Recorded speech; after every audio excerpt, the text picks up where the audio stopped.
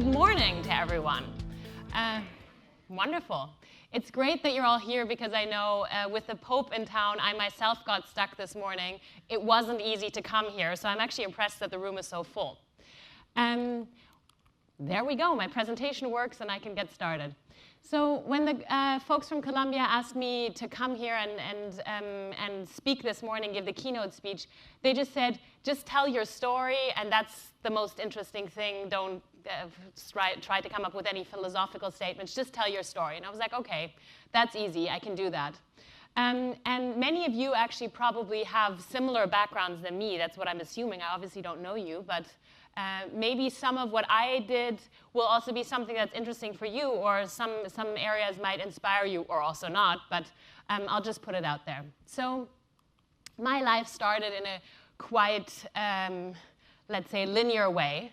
I went to school, I went to university, and pretty much after that I went into a typical corporate consulting background and started with that.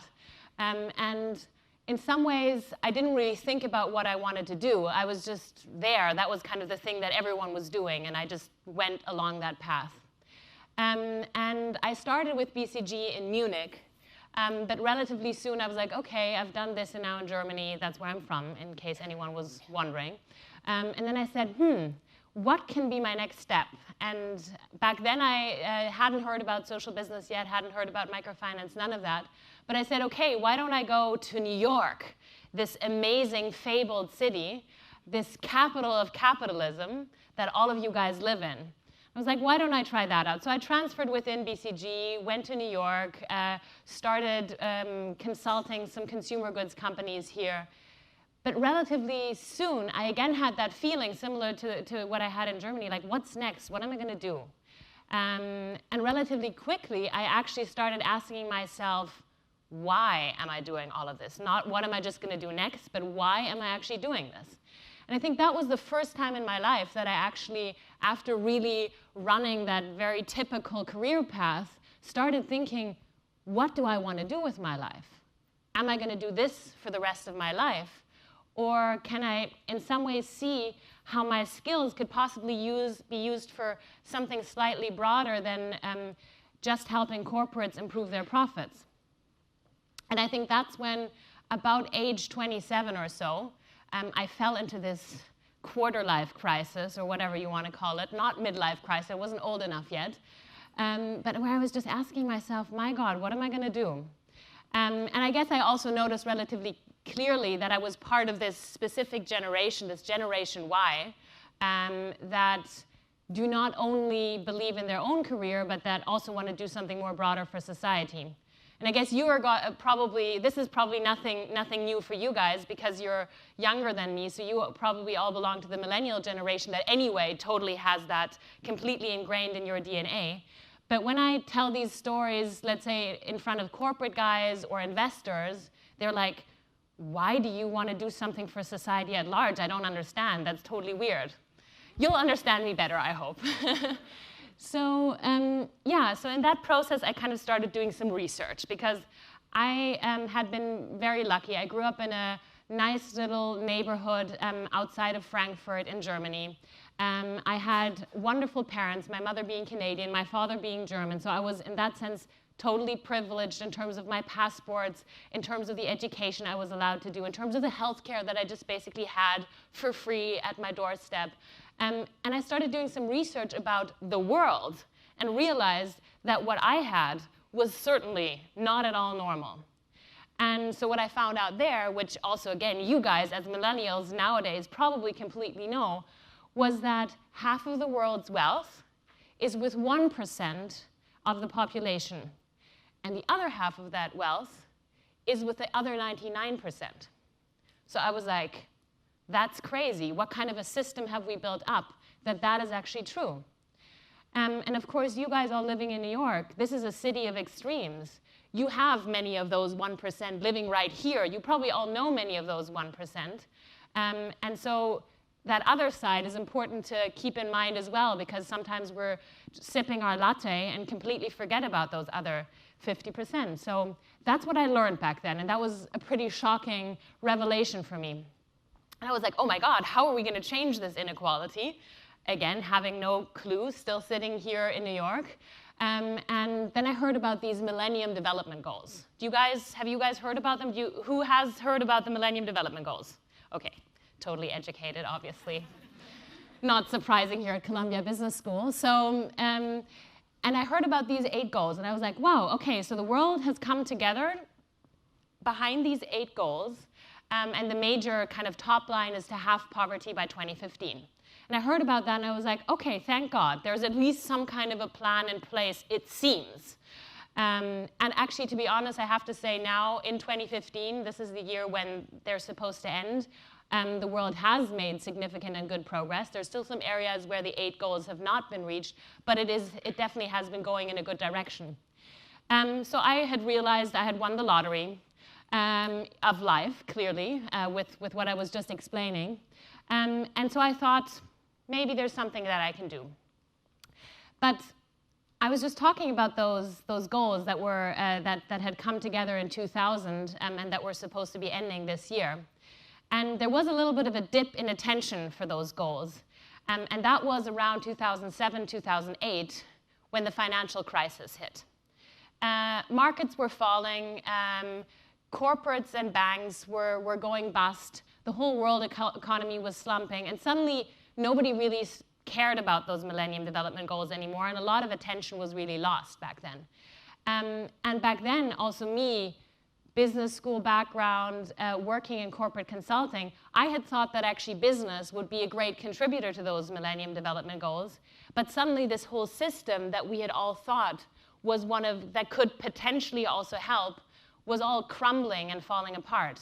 So I was like, ooh, okay, capitalism is obviously not going to solve it because they've actually created this system and they're not contributing because right now there's a financial crisis and they couldn't care less about other people.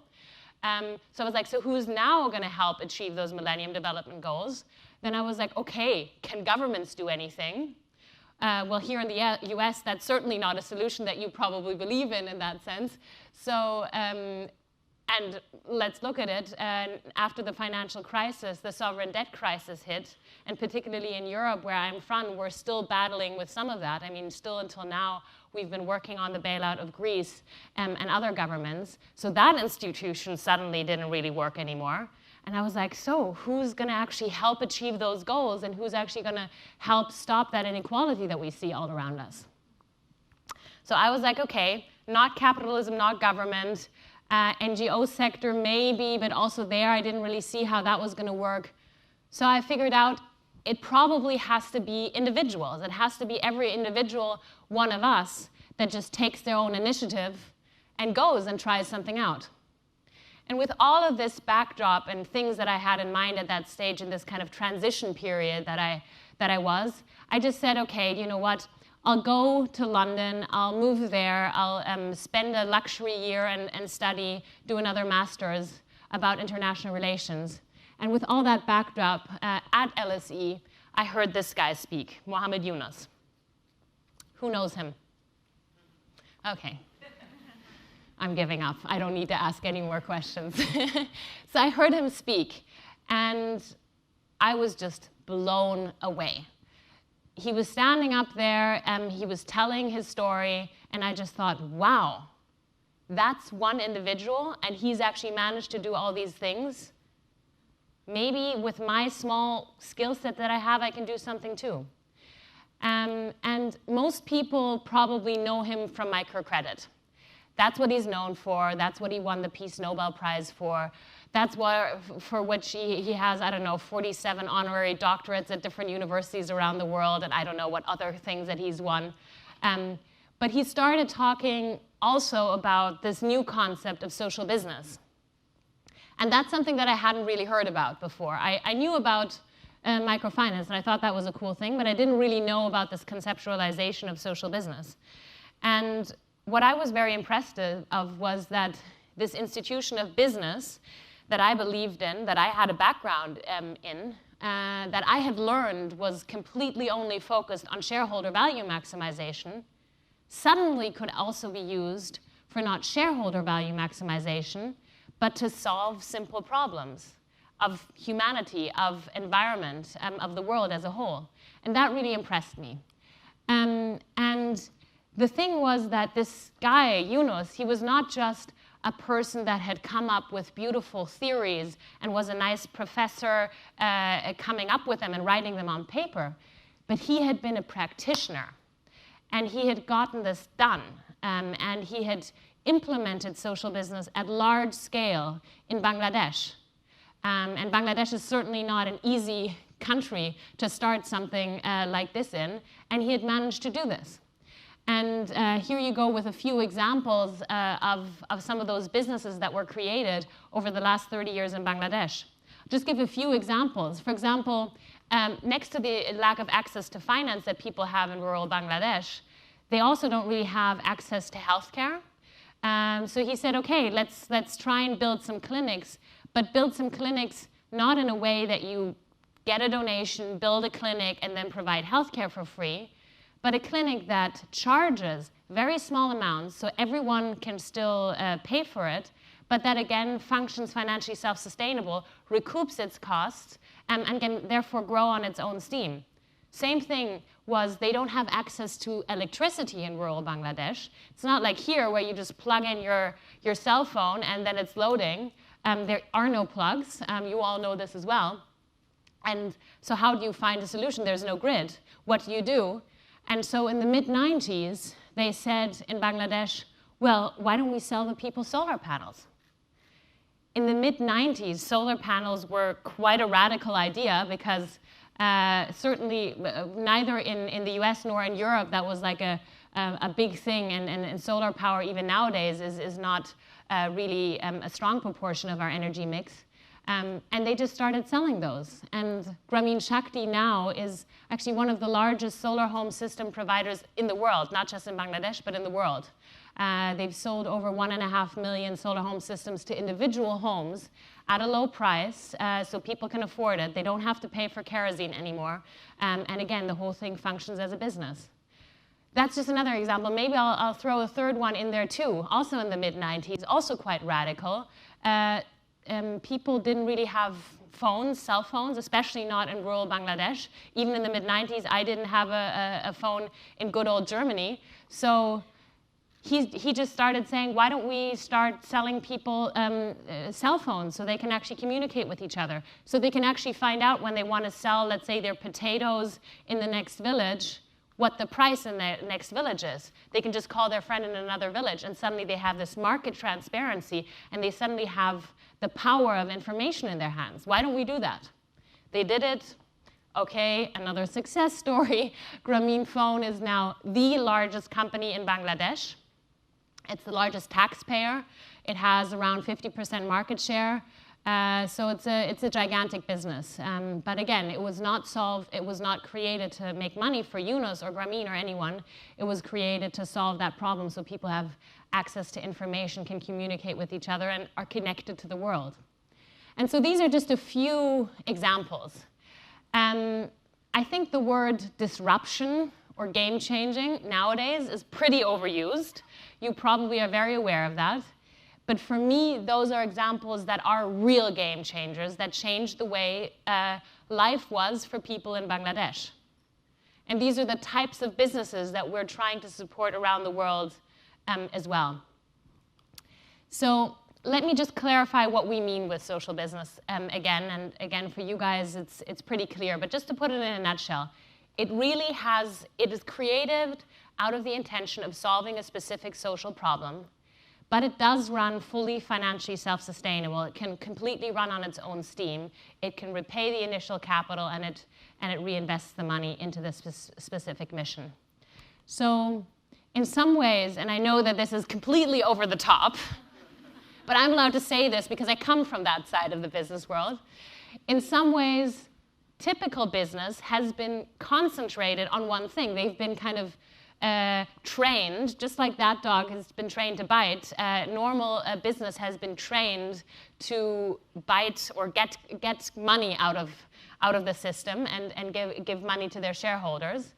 But then why can you not take that exact same machine, that efficiency machine, that machine that is driving us in the world, that machine called business, but change the DNA slightly. So let's say genetically modify that thing called business, and suddenly say, you know what?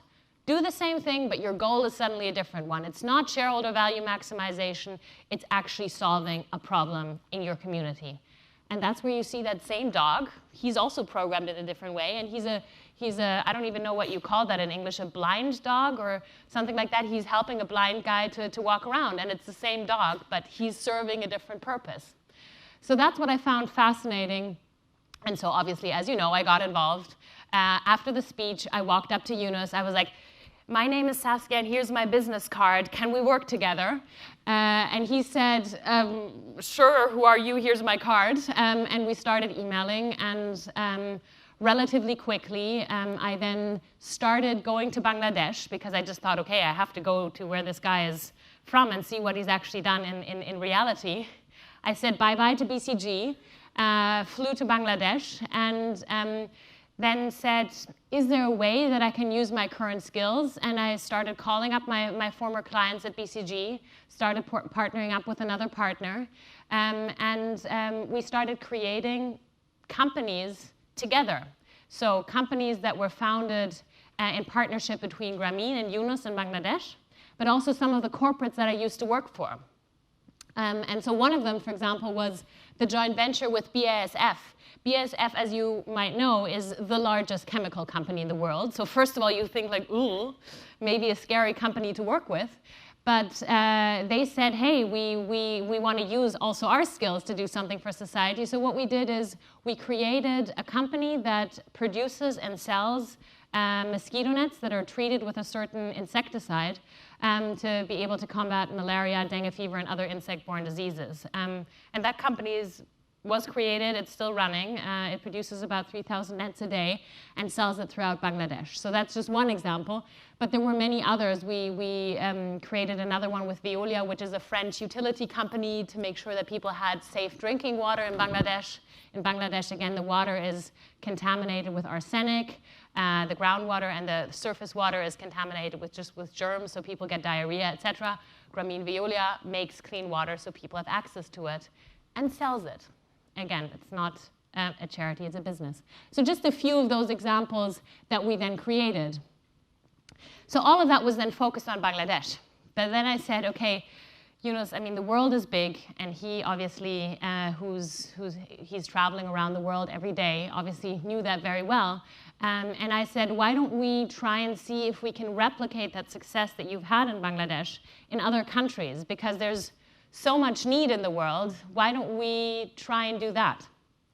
And he said, sure, why not? Let's try. Crazy as he was, the entrepreneur that he was, he agreed. So we co-founded Yunus Social Business Global Initiatives in 2011. And now we have expanded, whoops. No, there's one more thing I wanted to say. Game changer, I just mentioned that. So he was a game changer. How can we find game changers around the world? That's what we set out to do at that stage. I don't know if we're 100% there yet, but we're working on it, and you'll see a few examples. So we expanded into 7 regions now, actually 8, but 7 major regions where we have teams on the ground. And I think we've had some initial success so far. We have supported over 500 entrepreneurs, and we have invested nowadays into 30 social businesses in different areas ranging from agriculture to education to vocational training, you name it, renewable energy, many, many different areas. Those social businesses, in turn, just those 30 that we've actually financed, because those are the ones where we can really do the impact measurement properly, they've already served about 400,000 clients with their products and services. They've created around 10,000 jobs at this stage. So there's some significant impact, and obviously this is just the beginning, because those 30 businesses started from scratch or were a very early stage, and as they're growing each year, their impact will obviously multiply, and we will additionally invest in additional companies, and so the impact will be growing every year. That's the power of business. So how do we find those entrepreneurs? There are really 2 ways how we do that in all those countries. in all those countries, we have people on the ground that do nothing else than look for local entrepreneurs and then pick the ones that they find are the best. They provide them with all the, let's say, non-financial support, what we call entrepreneur services that they need, everything from helping them to find clients to helping them to, I don't know, be better in marketing or whatever they might need, connecting them to experts, connecting them to mentors. And then when we feel that they're investment ready, then we also provide the necessary financing so they can grow their businesses. So that's how we generally do that.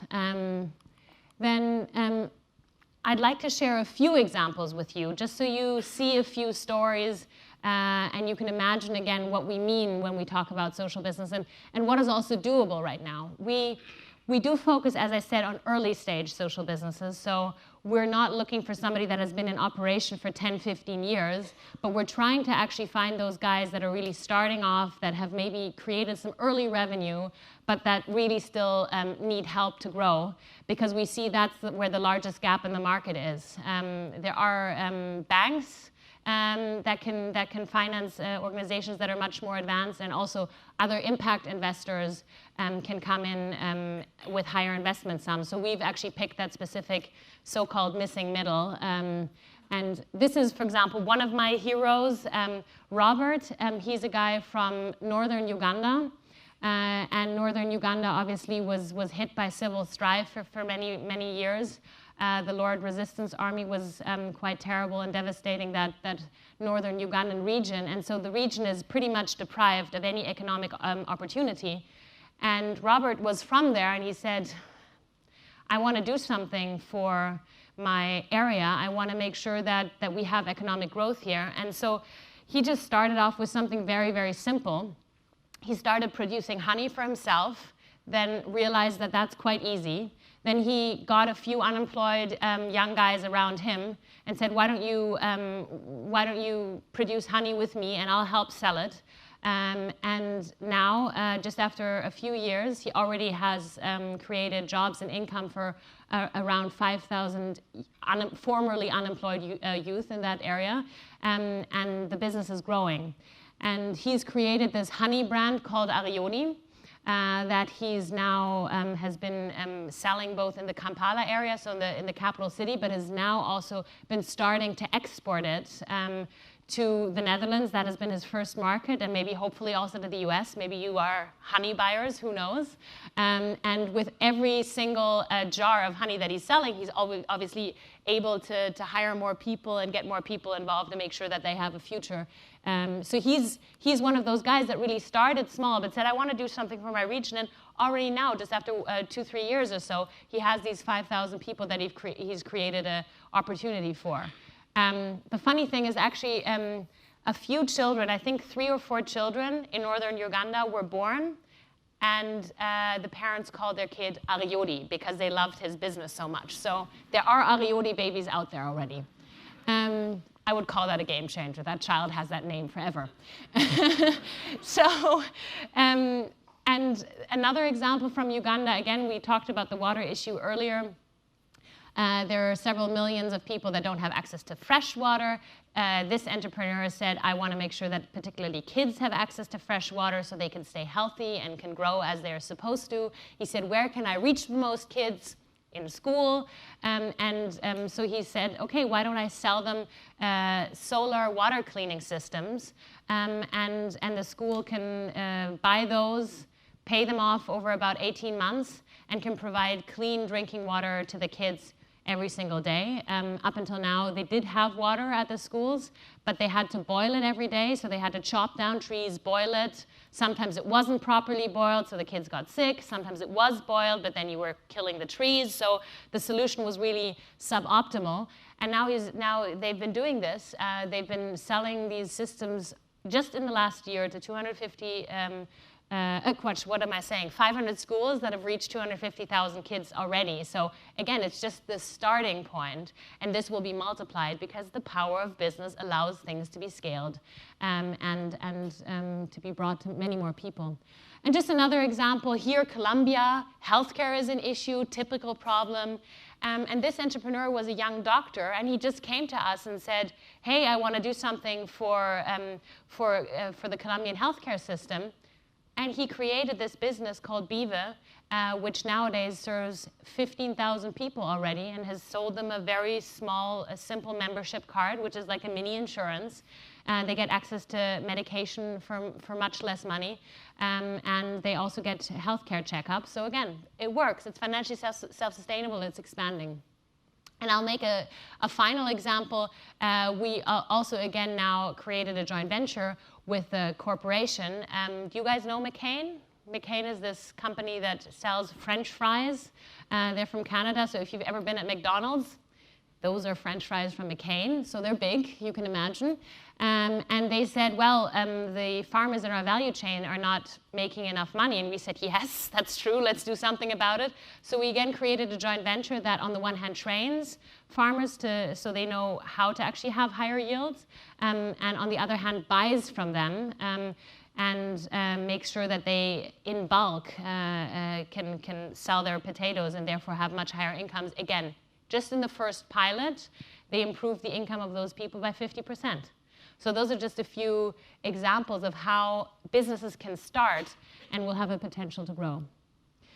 So I showed you a few examples, and I told you a little bit the story of what we do at Yunus Social Business, but I think the important thing is not just what we do or what Yunus has done or what some of our entrepreneurs have done, but really, what do you guys want? And maybe you can do this little exercise for me for 1 second. Close your eyes for 1 second, do me the favor, and imagine what the world should look like that you want to live in.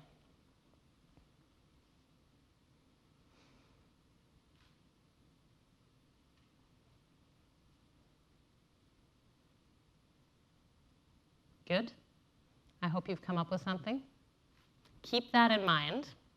Keep that in mind. And now what I'll say is those entrepreneurs, the guy called Yunus, they've had that imagination. They knew what they wanted to do, or let's say they knew where they wanted to go, but they didn't really know how to get there. So a friend of mine, Reid Hoffman, actually said, entrepreneurs jump off a cliff and they'll build their wings on the way down. So that's probably going to be the same way how it's going to be for you guys. You know where you want to go. You don't know how you're going to get there yet, but you'll find out on the way down. And the world has actually done that same thing. I don't know if they've closed their eyes. They actually talked to many, many people. The Millennium Development Goals we just discussed. Obviously, actually today, the so-called global goals or sustainable development goals are going to be launched. And these are a set of 17 goals. The top line is really that they want to completely end poverty and hunger and also want to create a sustainable world, so also for the planet. And they've come together, the world has come together, closed their eyes, come to those 17 goals. They will be launched today. So they've imagined what our future is supposed to look like in 15 years, so in 2030. But the question is now, how do we get there? And that's where I'm looking at all of you, and you've just closed your eyes, you've imagined what your future looks like. But some of you might think, like, what can I do? I'm just an individual. Like, the problems of the world are so big. What can I really do? But in the end, and you know that already, you are the most powerful generation in the world. Even when I grew up, I didn't have access to a cell phone right away that could tell me everything from how I get from A to B to, I don't know, what is the eye color of a actor in the 1950s, or any question that I had could not be answered that quickly. You guys can have that. You have this incredible power at the tip of your fingers. And so you are the most powerful generation in the world. So if you can't do it, then who can? And we have these 15 years to achieve those goals of no poverty, no hunger. So that's a very clear and finite deadline, and I think we can achieve it if all of us actually say we want to do it and we're going to put our power into doing exactly that. And not just for the social goals, but also for the environmental goals, it's very important that we actually act now, because especially for the climate change side of things, the window of opportunity is also closing. We will not be able to achieve the goals if we don't start exactly now. Because we might be at the point of no return where we can't actually solve those environmental problems if we don't start now. So your action is required now. So in other words, it's up to you now. And the question is how you go about it. I mean, there are many, many ways, and I'm sure you're creative. So I'll really leave it up to you. But you could create your own business. You can start your own social business. You can start volunteering somewhere just to get started and see how you like it and see if that's something you want to do. You can support in a small way organizations or businesses through crowdfunding. I mean, that's available nowadays. Maybe you'll create a technology business that is not the next Facebook, but is the Facebook of, let's say, the poor, whatever that might be. So really, the sky is the limit, and you just have to get started. Remember what you just had in mind a few seconds ago when you closed your eyes, and see how you can actually get there. I'll just leave a few last thoughts with you. If you want to get a little bit of inspiration, there's the so-called Global Social Business Summit that's taking place in Berlin in November, from the 5th and 6th of November. There's also a day before the 4th of November, there's a so-called Young Challengers meeting where all kinds of young and smart people like you are coming together to exchange their ideas of how they want to change the world, but also really be action-oriented around that. So that could be an interesting thing for you guys to come to. And otherwise, I'll just say thank you so much for your attention, and I'm open for any questions if you have any. Thanks very much.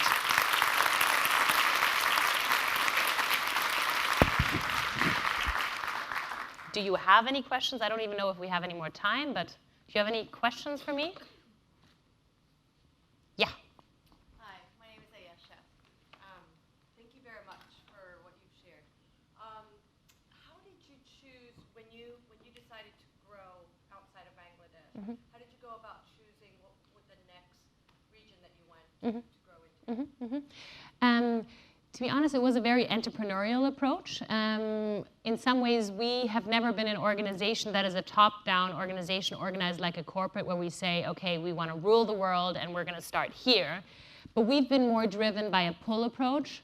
So whenever there was a local organization or anchor investor that says, I want your concept here, come here, then we come, because we want to come wherever we feel that we can really add value and where there's a real need for us. And so that's why it's been an entrepreneurial approach in all of those countries. There's been somebody that says, I want you here. That's how it's happened. Hi, my name is Shreya, and I'm not from Columbia Business School. I'm actually an aspiring social entrepreneur. Good. And I currently work in the big bad world of advertising. My question is, sometimes we think of things that we want to do in terms of building a company, and a lot of times, like the idea that I'm working on now seems to be fitting into the non-government organization, the non-profit sort of system.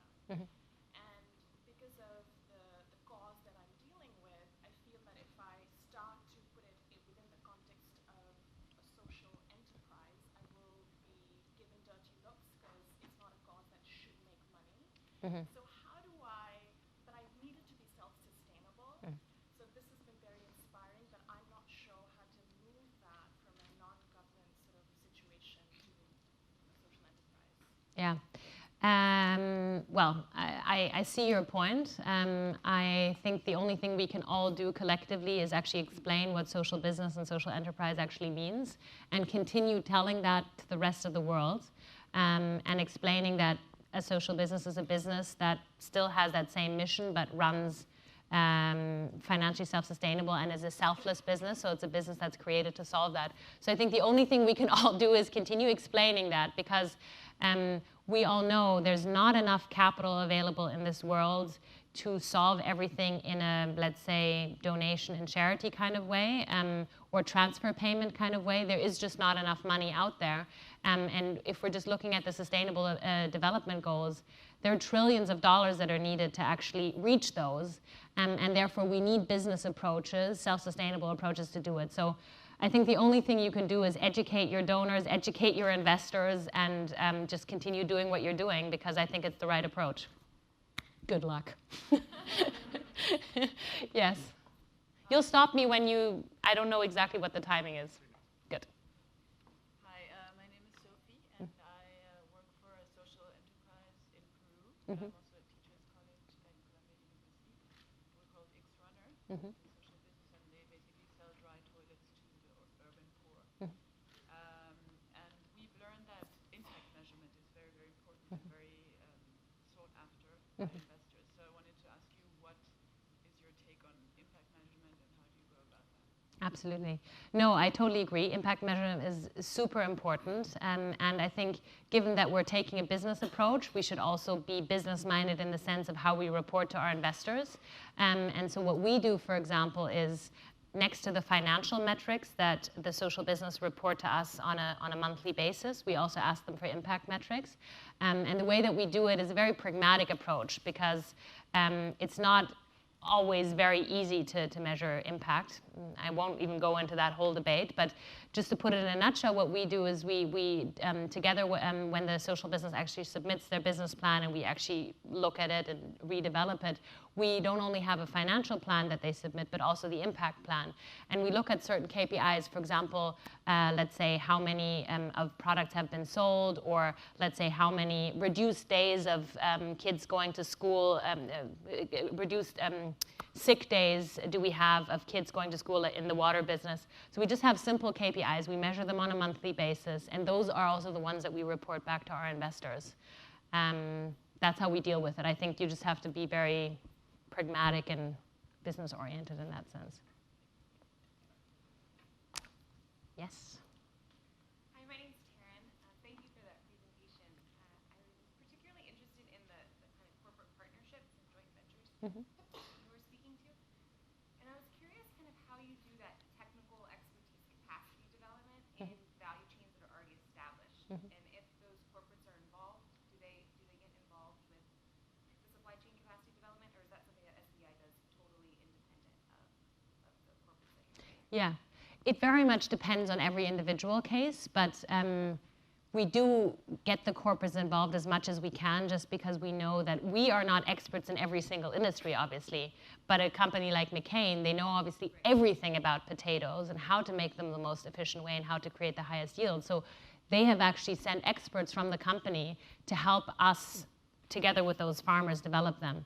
So I think it's essential to have their knowledge on board, and therefore that's how we co-create it. But I think I'm not answering your question. What is your question exactly? We do get their knowledge involved. So is it more in a volunteer capacity, or do they see it as like a business initiative? It is a business. So this is not, let's say, a CSR initiative where they give a donation, but we've actually created a new company that is co-owned by them and by us, where we've put in some investment, they've put in some investment. And this company that we founded with McCain, it's called Campo Vivo. They have this investment capital, and with that, they actually start their activities. And then they sell to McCain and also other buyers. And that's where they make their margin to be able to do the training and to be able to pre-finance the crop for the farmers. That's it, right? I think that's it. Sorry, no more questions, but thank you very much for all your time, and good luck.